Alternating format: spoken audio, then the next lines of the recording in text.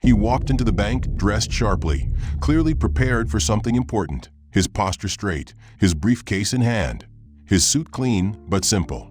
Still, the moment he stepped through the doors, he was treated like he didn't belong. He was a black man in a space that had already judged him before he'd spoken a word. What started as condescending glances turned into something far more humiliating, until even the staff joined in, unaware that every action, every whisper, every smirk was building toward the kind of twist no one saw coming. You'll want to stay through to the end, because what they didn't know about him is exactly what will change everything. If you're watching right now, tell us where you're from in the comments. Share your thoughts on how this is unfolding, and don't forget to like and subscribe. What's coming next? You won't want to miss. The revolving glass doors of Merrow Bank's downtown branch opened with a hushed sigh, drawing in the humid morning air and the tall figure of Lennox Jericho. The floor gleamed beneath his polished Oxford shoes as he stepped onto the pristine white marble, the muted lighting above glinting off the subtle silk of his burgundy tie. He wore a tailored charcoal suit, crisp and pressed, with the quiet dignity of someone who understood presentation not as luxury, but necessity. His briefcase, black leather and understated, hung at his side like an extension of his arm. He moved with deliberate calm, not with the arrogance of wealth, but the precision of preparation. This was not a man killing time. This was a man who came with purpose. The coolness of the lobby wrapped around him like fog, sterile and clinical. He crossed the room toward the reception counter, his gait measured, confident but unassuming. Conversations dimmed as he passed.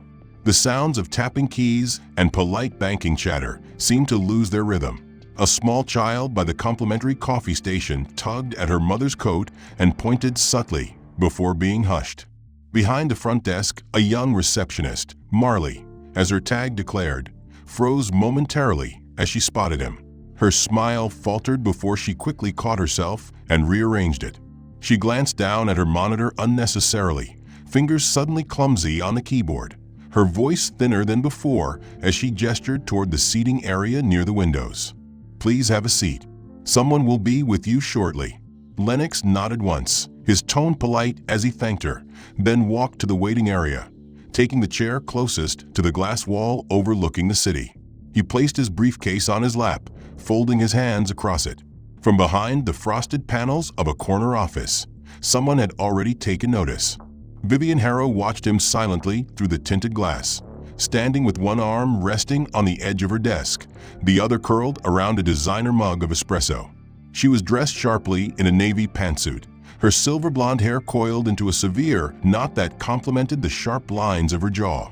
Her expression was carved from something colder than disapproval, an expression that suggested not just surprise at Lennox's presence, but offense. She didn't like questions she didn't already have answers to, and she certainly didn't like anomalies sitting unannounced in her lobby. Her eyes scanned him from afar, his attire, his posture, the color of his skin, and a look passed over her face that was familiar to those who knew her best.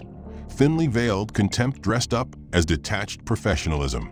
Vivian set her mug down without a sound and walked out her office, her heels striking the floor with sharp precision. Each step announced her authority, slicing through the polished silence like a blade. The receptionist noticed her approach and stiffened. Marley instinctively stood a little straighter, unsure if she had made a mistake. Vivian ignored her entirely, her gaze locked on the man seated near the window. She stopped short a few feet from him and folded her arms slowly. Lennox looked up. There was no nervousness in his eyes, just composure. Vivian let her silence do the talking for a moment too long before finally speaking. "You're not in the right place," she said, her tone wrapped in a layer of sugary civility, one practiced over years of patronizing her subordinates. "Business accounts are handled at our East Street branch." Lennox didn't blink. "I have an appointment here," he said quietly. Her lips curved just slightly, not into a smile, but into something else, something colder. "With who exactly?" "I was told to speak with someone from senior management."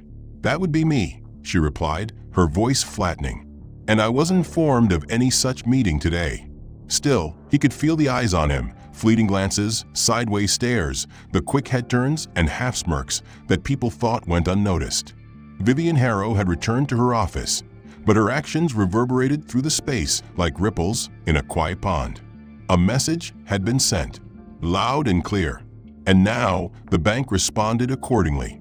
Marley, the young receptionist who had first greeted him, hesitated behind her desk. She fidgeted with her hands, clearly torn between professionalism and obedience. Vivian's voice had not risen, but its weight carried through tone alone. After a moment of hesitation, Marley stepped from behind the desk and approached him. She smiled, but her eyes were flat, resigned. "Mr. Jericho," she said softly, just above a whisper, "would you mind relocating to the other waiting area? We're expecting a group of clients to check in shortly." Her voice was apologetic, but the instruction was final. Lennox nodded once, expression unreadable, and rose from the chair. Without protest, without question, he picked up his briefcase and followed Marley as she led him across the lobby. The new waiting area was smaller, darker, and closer to the bank's maintenance hallway. There were no windows here, no gleaming display monitors cycling through wealth management portfolios or VIP investment campaigns. Just a few mismatched chairs, a scuffed tile floor, and the faint smell of bleach. Marley gestured to a seat and offered another empty smile before retreating. Lennox sat again, lowering his briefcase to the floor beside him. From this corner of the bank, the room looked entirely different. He could still see the main floor, barely. He watched as another man entered, wearing faded jeans and a branded hoodie. The man was greeted with warmth and ushered to the original seating area Lennox had just been asked to leave. A young banker in a slate blue suit came out to greet him, laughing and patting the man on the shoulder like they were old friends. Lennox said nothing. His silence was deliberate, but each moment stretched into something heavier. The longer he sat there, the more the room adjusted to his presence, like a body rejecting a foreign object. A minute later, the building's janitor appeared at the edge of the hall. He was a broad-shouldered man in his early 60s, with salt and pepper hair tucked beneath a blue cap. He wheeled a yellow cart stacked with supplies and looked up as he noticed Lennox sitting nearby. For a split second, their eyes met. The janitor hesitated, reading the scene instantly, as though he'd seen it play out before. Then a low voice rang out behind him. "Roy, hit the back corner first." Vivian's command came sharp and casual as she passed through the staff corridor, not bothering to lower her voice. The janitor gave a tired nod and rolled his cart over. He didn't meet Lennox's gaze again. He took out a mop and began swabbing the floor not 3 feet away. The pungent scent of ammonia grew thick in the air, and Lennox instinctively shifted his briefcase to keep it from being splashed. 2 women walked past, heading toward the private loan office, and one of them wrinkled her nose and glanced at the corner with a trace of disdain. Lennox noticed her eyes slide over him like he was part of the mop bucket, an obstacle in the periphery. He didn't move. He barely blinked, but the burn of indignity deepened. A man in a plaid suit with a company badge clipped to his lapel wandered by next, slowing just enough to peer toward Lennox's briefcase, then up at his face, before continuing on. A silent audit, a subtle judgment. Around him, the rhythm of the bank continued. Phones ringing, fingers typing, deals being closed behind frosted glass. Yet none of it reached this neglected corner. Here, Lennox was not a guest, not a professional, not a man worthy of time or comfort. He was something to be avoided, reassigned, cleaned around. He shifted in his seat slightly, not out of discomfort, but simply to reclaim a sliver of space, a fragment of self. Yet even this movement drew attention. The previous 2 passes through the lobby had done their work. Staff had taken their cue. The silent command, delivered not with orders but tone, glances, and proximity, had already reshaped perception. Lennox was now understood to be someone of low importance, an outsider who had wandered too far into a space not built for him. This message spread not through formal announcements, but in glances and gestures, like a virus designed to avoid detection, but infect with certainty. Near the teller station, a junior associate named Declan made a casual turn toward the maintenance hall and noticed Lennox's still form in the dim waiting space. He nudged the elbow of his co-worker, a young woman named Simone, and made a face, one of exaggerated confusion mixed with mock concern. Simone followed his line of sight and let out a small, stifled laugh behind her hand. Declan pulled his phone from his pocket and turned the screen toward her. She frowned at first, then widened her eyes and covered her mouth again. The phone had captured an image, low angle, discreet, zoomed from across the lobby. The subject, Lennox, caught mid-thought, eyes forward, hands folded over his briefcase like a man waiting for judgment. Declan whispered something, tapping the screen, and Simone's phone buzzed a second later with the image now shared. She tilted the screen and showed it to the third teller on their row, a man named Vance, who let out a dry snort.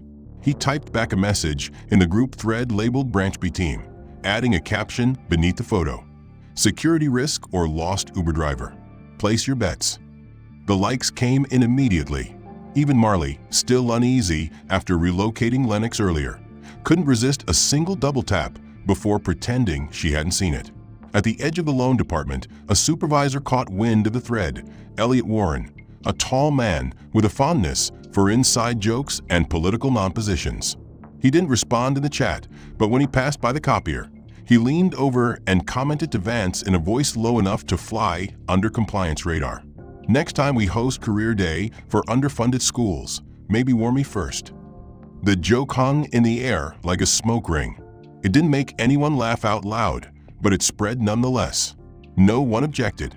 No one asked what Lennox's business was. No one even asked his name. He had been repurposed into a punchline without introduction, without context. In this building built for finance and image was everything. And his, to their minds, was fractured by one small perceived incongruity. Not his posture, which was perfect. Not his language, which had been crisp and clear. Not even his suit, which was tailored. But something about the whole package clashed with the preloaded expectations inside these walls. That clash became comedy. In the open cafe annex, two relationship bankers leaned over their tablets and exchanged murmurs. One of them, Morgan, pointed subtly with her pen as Lennox's head became visible beyond a corner planter. She arched a brow and chuckled. "Wrong lobby or wrong century," she said, her voice a hush that wasn't quiet enough.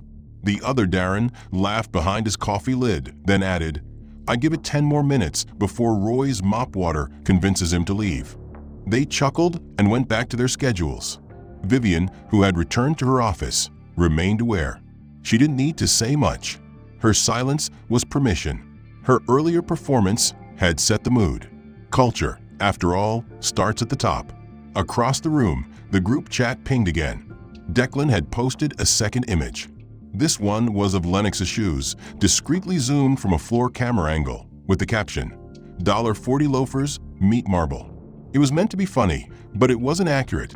Lennox's shoes were hand-polished Italian leather, the kind executives usually only wore at board meetings. But that didn't matter. The lie was more satisfying. The image was more useful than the truth. The story they had built around him, visitor, wanderer, outsider, faker, was already too convenient to question.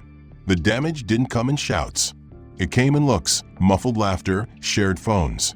It came in slight turns of the body when he passed, in conversations that paused when he looked up, in shoulders that subtly stiffened when he moved too close. Lennox felt it, of course. Anyone would. But he had no proof, only the accumulated weight of half a dozen interactions that would be dismissed as coincidence, as misinterpretation, as overreaction. He sat straighter. He adjusted his cufflink. He inhaled slowly, quietly.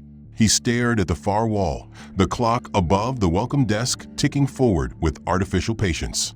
12 minutes had passed. He remained unacknowledged. A group of young professionals entered the branch now, 3 men, 2 women, dressed in smart casual fintech flair.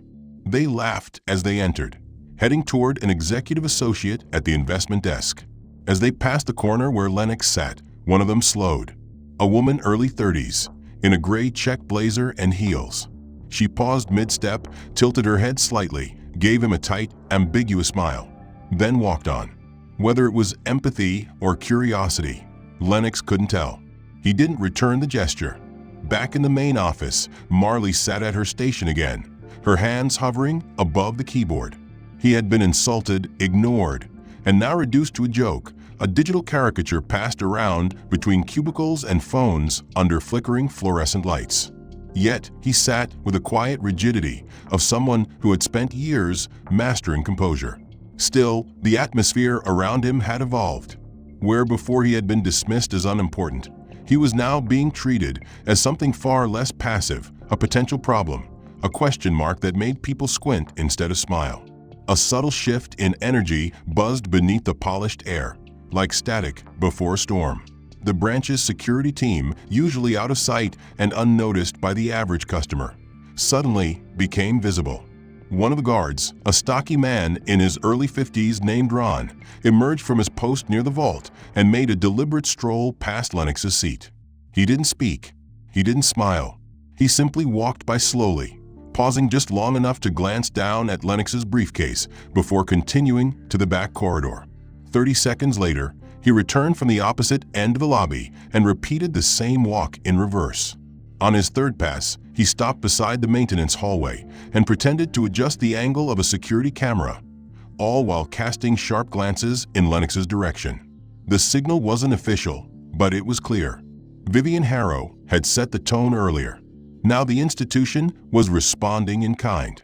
A minute later, one of the assistant managers approached, clipboard in hand, wearing the artificial smile of someone performing an unpleasant duty. Her name tag read Allison, and her demeanor was all apology without substance. "Sir," she began, voice soft but firm, "would you mind confirming your identity again?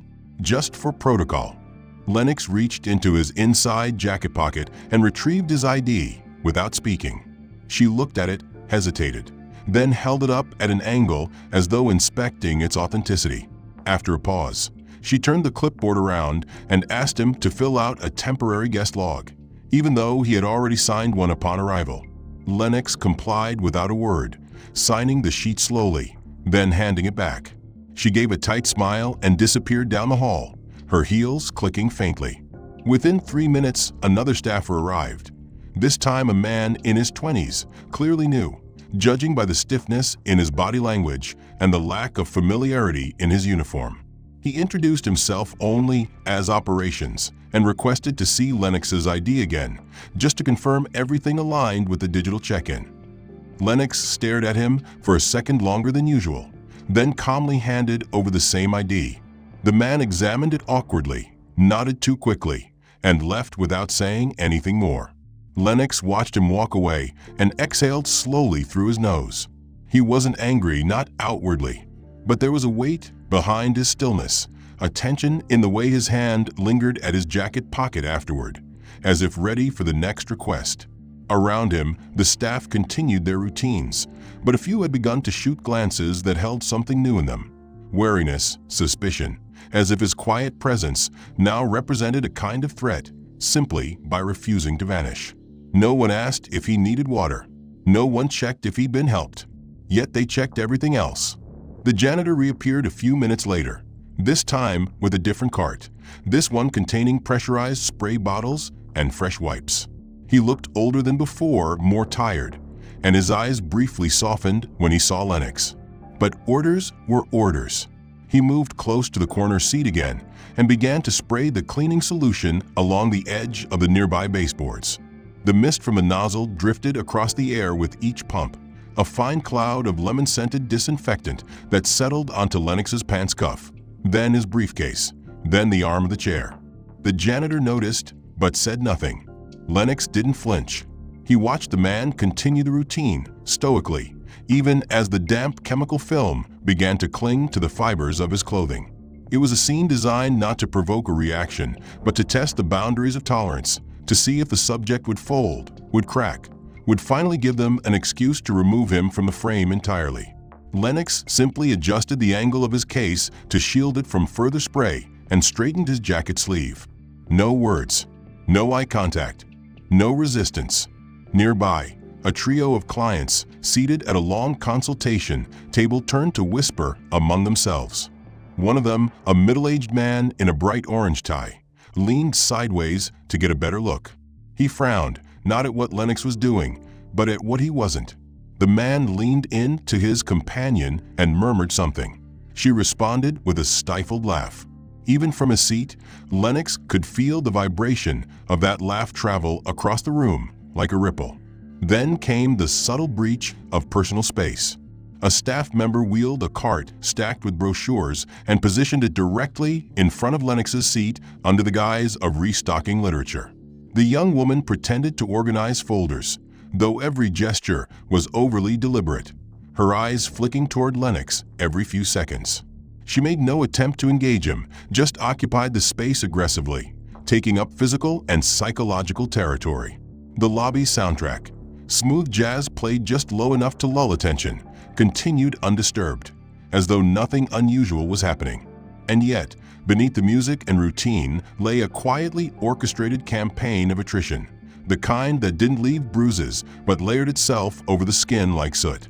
Lennox was being isolated further with each passing minute, not by rules or statements, but by behavior. Behavior disguised as order, cleanliness, protocol, diligence. His calm expression never changed. His breath remained even. But somewhere in the quiet sanctuary of his thoughts, a tally was being kept. This was not new to him. It had happened before in boardrooms, in briefings, in so-called networking events where titles didn't matter once the faces came into focus. But rarely had it been so concentrated, so polished in its execution. He remained still, his posture unchanged, the silence around him thick as pressure glass. He was no longer a man waiting for an appointment. He was a presence being processed, watched but not acknowledged, visible, but only in the way an obstacle is. The tension that had been subtle for the last 30 minutes had begun to take shape into something firmer, a ritualized form of dismissal, where indignity was layered not through direct confrontation, but through routines masked as procedure. He sensed it growing, the way you sense humidity thickening before a downpour. Another staff member, a tall young man with slicked back hair and a fake smile that didn't quite reach his eyes, stepped around the corner with a stack of manila folders and approached without invitation. His name tag read Eli, and his steps carried the energy of someone looking to impress someone else in the building. Eli paused near Lennox, giving him the sort of smile you use on someone when you're pretending to be polite while actually positioning yourself to take control. He pointed casually toward Lennox's briefcase, which rested by his foot. "Let me help you with that, sir. You look a bit disorganized." Before Lennox could respond, Eli leaned down and, without permission, unclipped the locks and flipped the briefcase open. The click of the metal echoed too loud in the quiet space, sharp like a breach. Lennox turned his head slightly but said nothing, holding his posture. Inside the case were several neatly labeled file tabs, leather-bound notebooks, and a slim folder of prepared documents, all meticulously organized. Eli's hands moved quickly, deliberately rearranging items that did not need rearranging, rifling through the contents, as if looking for some kind of justification for the interruption. A half sheet of paper slid from one of the folders and fluttered to the floor. Then another. The pages fanned slightly from the breeze created by the air vent overhead and scattered near the janitor's now abandoned mop bucket. Lennox slowly leaned forward, not in haste, but with the caution of someone used to cleaning up after other people's interference. His fingers moved calmly, precisely, gathering the pages one by one, while Eli continued to hover nearby, pretending to assist. A few feet away, a customer waiting in the service line turned her head at the sound of paper fluttering and locked eyes with Lennox mid-motion. She looked at him crouched, hands moving with quiet control, and said nothing. Another staff member, this time a woman behind the teller line, watched too, narrowing her gaze slightly, the corner of her mouth twitching. As Lennox straightened, now holding the small stack of disturbed documents, Eli offered him a brief pat on the shoulder, the kind that feigned camaraderie but landed like condescension. "No worries, sir. Happens to the best of us." Then he turned and walked off without waiting for a reply. Lennox closed his briefcase, slowly re-engaging the clasps with quiet clicks that no one else in the room seemed to hear. But the room had taken a mental photograph, and that was enough. Somewhere behind the reception desk, a different photo would soon appear. Inside, the staff-only channel used for internal updates, someone had captured the moment Lennox bent to the floor. The angle was awkward, the kind of candid that robbed dignity rather than revealed humanity. The image spread in seconds, no caption needed. The posture said it all, out of place, collecting his things like a child who had dropped his school books. In the HR break room upstairs, one of the analysts had already pulled it up on the side monitor. For no reason other than timing, the image ended up rotating momentarily through the shared screen in the assistant manager's pod. It flashed for 5 seconds, unnoticed by some, smirked at by others. When Allison walked by, she raised an eyebrow and gave a dry chuckle before continuing toward the training room. No one questioned where the photo had come from. No one asked why it had been taken. And no one stopped to consider what it meant to watch a grown man gather his personal documents on the floor of a bank lobby, surrounded by polished shoes and polished sneers. The image disappeared minutes later, wiped from the shared monitor, but its impression lingered. Even those who hadn't seen it could feel the shape it left in the room, like the echo of a punchline no one wanted to admit they laughed at. Meanwhile, Lennox sat once more, his face impassive. His expression was neither weary nor angry. It was vacant in the precise way a man's face becomes when he is forcing every muscle to remain still. He was aware that what had happened was not just a clumsy intrusion. It was a signal, another step in a dance that had become increasingly cruel, increasingly strategic. These were not random slights. They were carefully layered humiliations, each action giving the next permission to escalate. He straightened the pages again in his lap, aligning the edges with slow precision, his hands moving the way one might handle glass. Outside, beyond the front doors of the bank, the clouds had thickened into a deeper gray, as if the sky itself were dimming in anticipation. Inside, the air felt colder now, not just in temperature, but in tone. Lennox felt the press of eyes on his back. The glances weren't long, just enough to register, to imprint, to assess.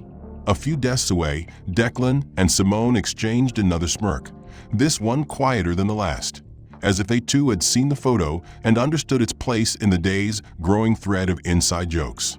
It was no longer a one-off moment.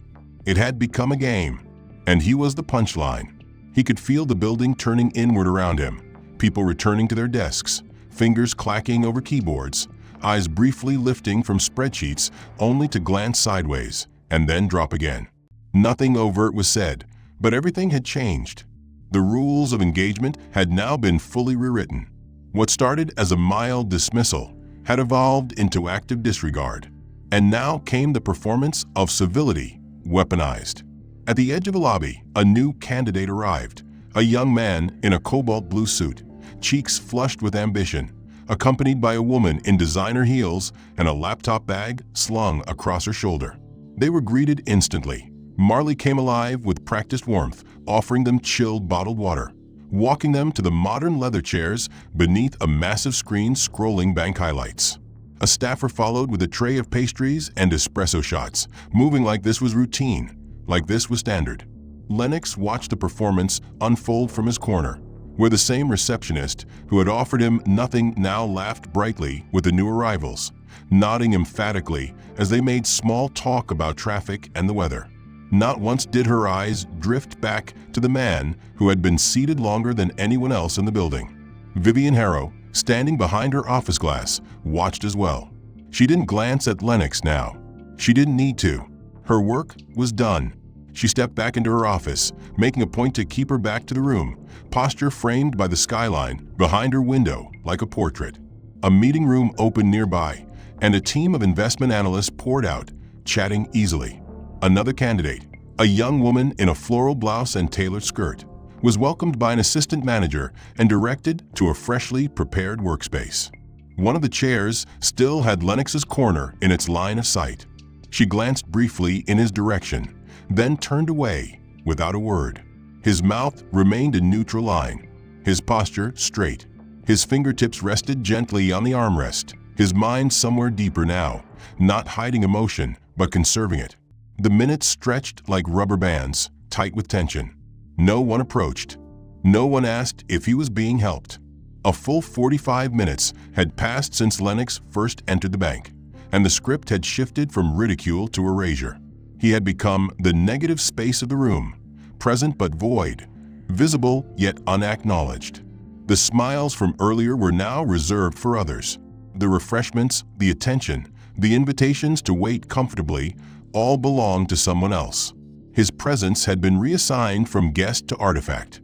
Even the security guard, Ron, now sat back at his desk with a narrowed gaze that suggested awareness of Lennox's continued presence, but no intention of resolving it. It was no longer about whether Lennox belonged there. It was about how long they could ignore him without breaking the illusion of professionalism. At last, a figure approached. Allison, the assistant manager who had previously double-checked his ID, now stepped toward him with a smile stretched so tight it might have been pain. Her tablet was tucked against her side like a shield. Her voice came soft and rehearsed. "Mr. Jericho, thank you for your patience. I just received word from upstairs. It looks like your meeting has been rescheduled to a later date." She said it quickly, like pulling off a bandage. Lennox remained silent for a moment. Then, calmly, "I wasn't notified." Allison gave a light shrug. "It must have been a scheduling oversight. These things happen sometimes. I understand the inconvenience, and we apologize. We'll be sure to follow up." The apology sat dead on arrival, spoken with the enthusiasm of someone reading a parking notice aloud. She didn't wait for his response. Instead, she gestured toward the door. "I can walk you out if you'd like." It wasn't an offer. It was a closure, a polite dismissal, dressed up in administrative language, presented with a smile that said, "You should not be here." Lennox rose. He picked up his briefcase with deliberate care, standing tall, not responding to the apology, not thanking her for her time. He simply nodded once. They walked across the lobby in silence. No one looked up as he passed this time. Earlier, they had watched him like a curiosity. Now, they avoided his gaze entirely. The candidates still in the waiting area barely noticed him. The receptionist didn't nod. Declan scrolled on his phone. Simone laughed at something on her screen. The janitor had vanished. Only the rhythmic click of Allison's heels punctuated the air as she guided him toward the exit. As they reached the double-glass doors, she stepped slightly ahead and held one open, motioning him through with a final, hollow smile. "Have a good day, sir." He stepped into the heavy warmth of late morning, the door clicking shut behind him like punctuation. Outside, the noise of the city took over: car horns, bus engines, distant construction. The sun had crept higher during his time inside, casting harsh reflections against the glass tower's facade, and he could now see his own faint outline mirrored back at him. A tall, dark silhouette standing calmly, cleanly framed in the same doors that had barely tolerated his presence minutes ago. Behind that glass, the world of Merrow Bank spun forward, untouched, unbothered.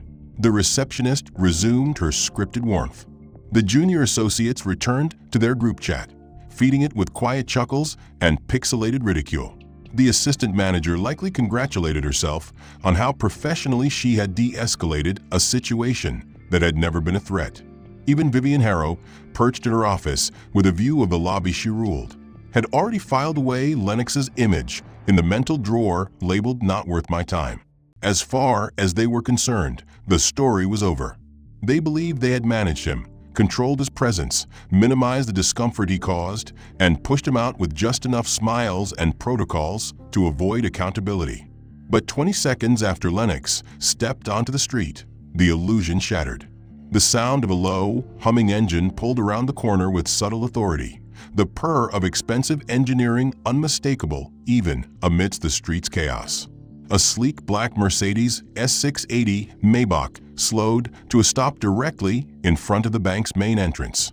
Its tinted windows reflected the skyline with perfect distortion, and the custom plate on the front was subtle but unmistakable: MBNK EX1. The driver, dressed in charcoal with white gloves, stepped out immediately and walked around to the rear passenger side. A moment later, the door opened, and out stepped Marcus K. Ellington.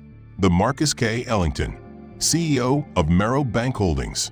The man whose face graced financial magazines, whose keynote speeches opened international summits, and whose arrival had once shut down Wall Street traffic for security sweeps.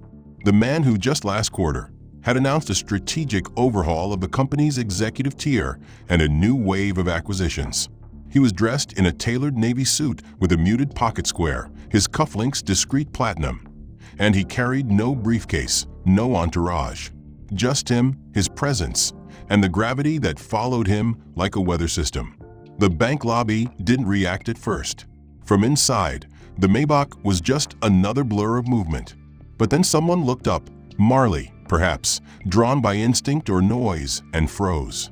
Her eyes locked onto the face, now stepping toward Lennox.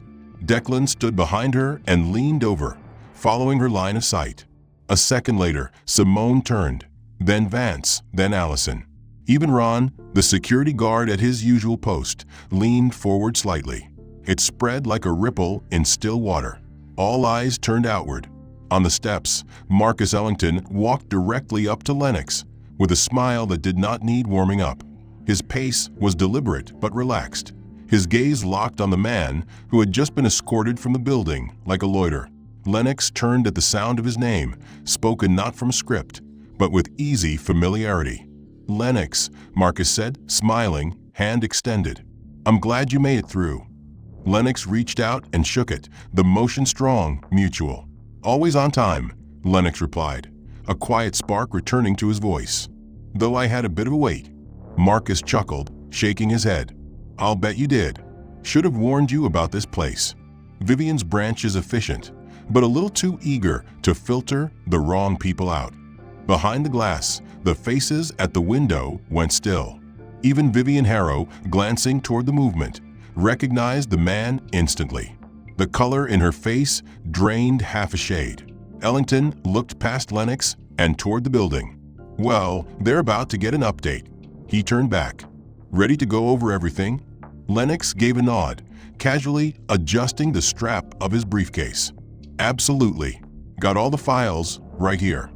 The words were mundane, but the meaning rippled like thunder through the glass.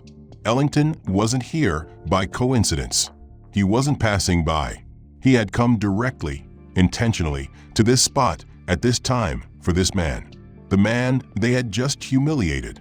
Inside, the bank's oxygen shifted. The atmosphere took on a stunned pressure. Someone whispered.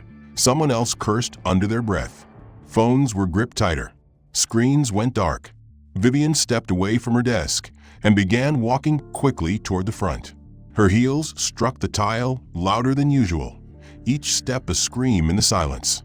But the moment had already landed. It didn't matter what she said now. Everyone had seen.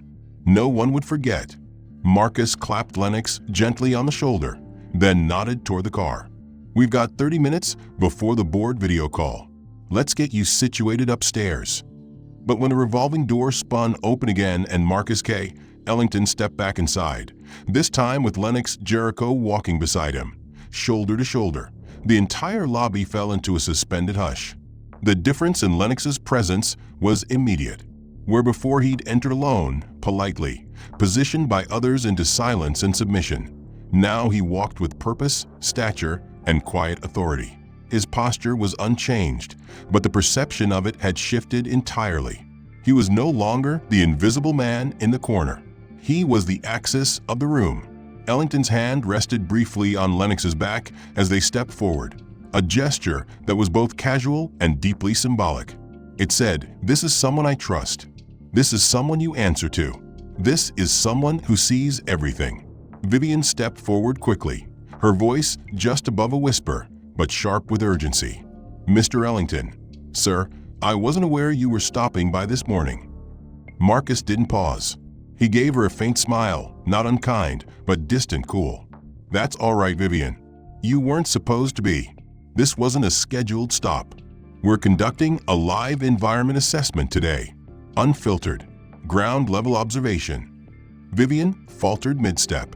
Her eyes flicked to Lennox and back. "Assessment," she repeated, her voice thinner now. Lennox turned to her then, finally acknowledging her, his expression unreadable. "Yes," he said calmly. "Internal culture, branch performance, leadership climate.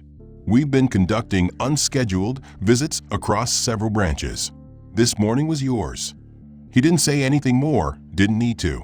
The words hung like frost in the air. Behind them, the staff had begun to stir uneasily.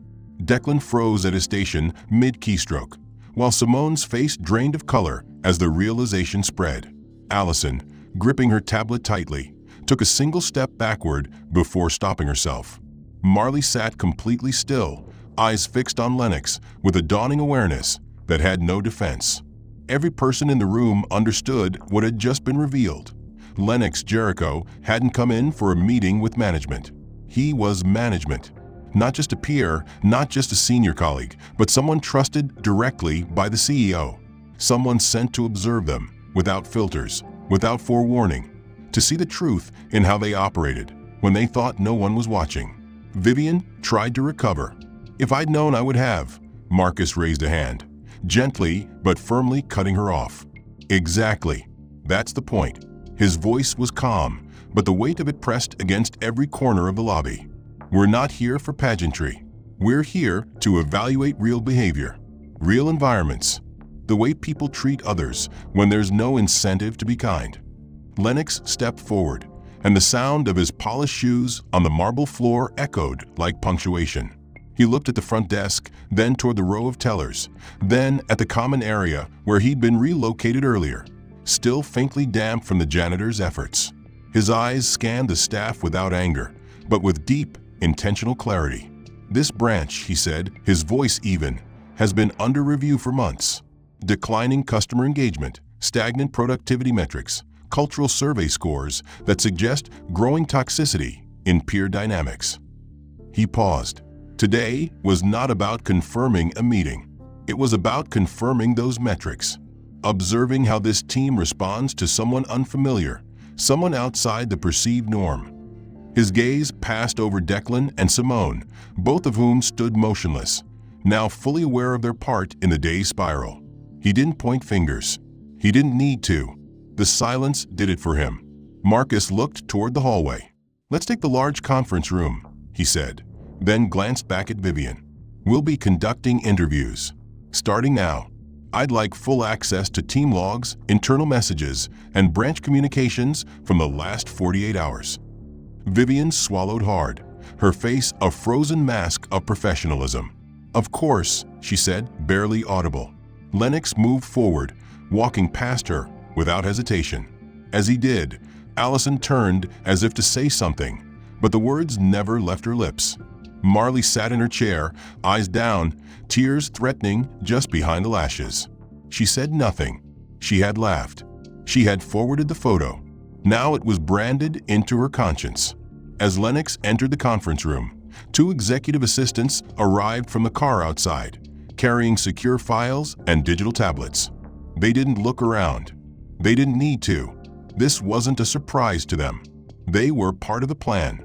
From her glass office, Vivian watched helplessly as her building, her domain, was being re-evaluated room by room, person by person, and not based on numbers or graphs or spreadsheets, but on behavior.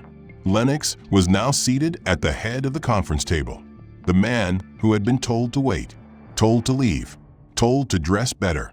He opened his briefcase, the same one that had been violated without permission earlier, and removed the folder they had all assumed carried nothing of importance. It contained employee evaluations, internal complaints, digital transcripts from team chats, and performance reviews. Everything was documented. The photo they had taken, the chat thread, the jokes.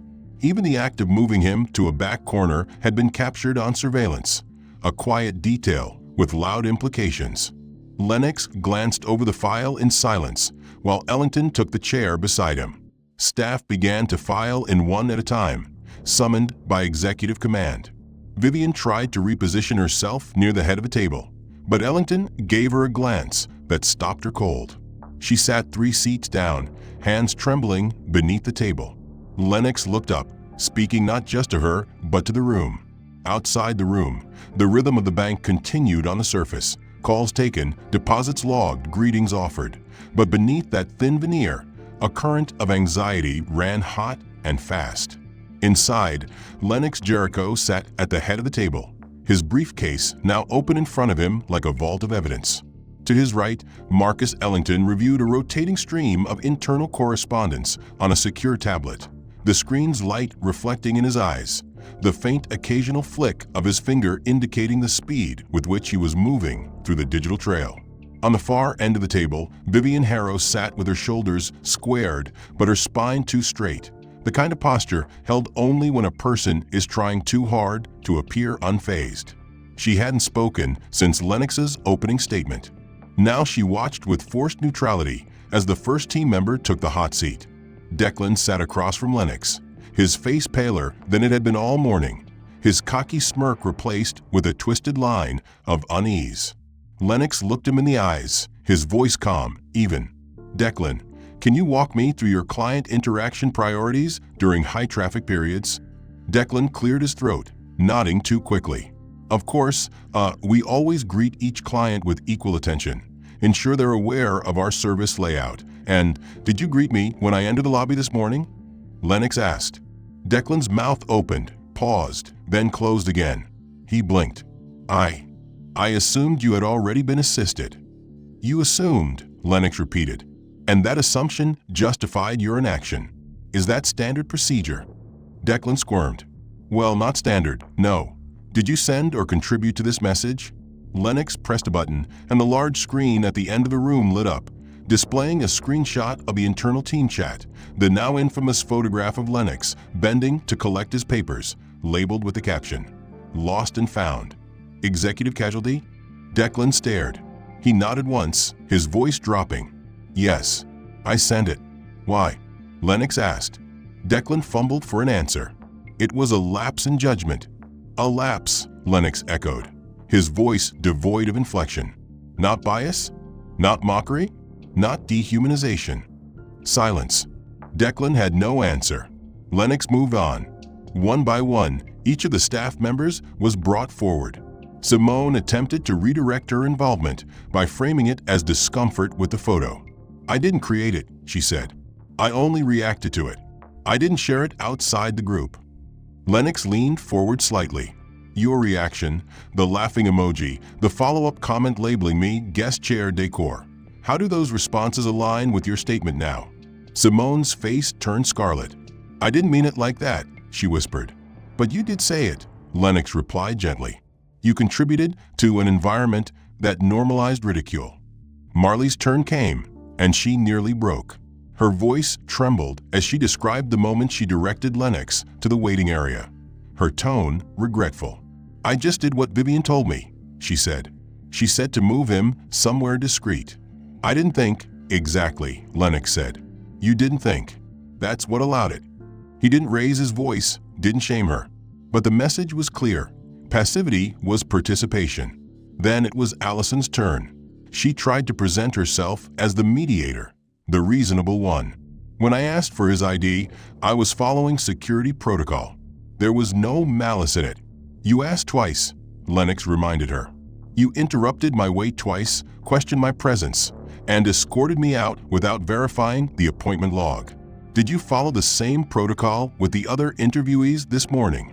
"No," Allison admitted, eyes down. "So your standard wasn't standard," Lennox concluded. "It was selective." Finally, Vivian Harrow was addressed directly. Marcus turned to her first. "You manage this team. Explain how this environment developed under your leadership." Vivian straightened, adopting the tone of corporate damage control. "We have a high-performing branch with strong KPIs, consistent returns, and a strong community reputation. What happened today is not reflective of our norm." Lennox didn't blink. "Your employees followed your lead. You established the tone. The culture doesn't contradict you. It mirrors you." Vivian's jaw clenched. "I wasn't informed about any assessment. Had I known, I would have, and that's precisely the issue," Marcus interrupted. "Leadership isn't just who you are when being watched. It's who you are when you believe no one's looking." Vivian tried to recover, speaking faster now. "I was under the impression he was an unscheduled walk-in. No appointment, no context. I reacted as any branch manager would, under pressure." "Under pressure," Lennox repeated.